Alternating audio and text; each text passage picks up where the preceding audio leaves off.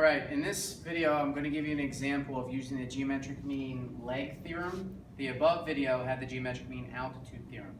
So if we notice in these two triangles, I'm going to give you two different examples because I have the x labeled on different segments.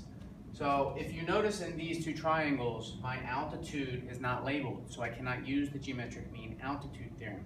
This brings me to the geometric mean leg theorem. So if I look at this right triangle here, I need to add that right angle. I notice my altitude is not labeled, but my leg of the large right triangle is labeled.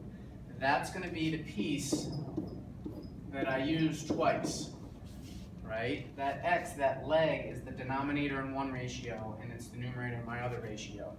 The geometric mean leg theorem states that the leg is the geometric mean between the part of the hypotenuse that it touches and the whole hypotenuse. So I'm going to plug in 2 because it's actually touching my x segment, and then I'm going to plug in 12 as my whole hypotenuse. So we just need to be careful there that we're using the whole hypotenuse.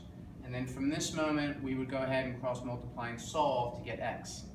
I would rather spend the time looking over here at another example where I move the x and see if we can set it up based off the theorem. Once again, my geometric mean leg theorem states my leg is being used twice.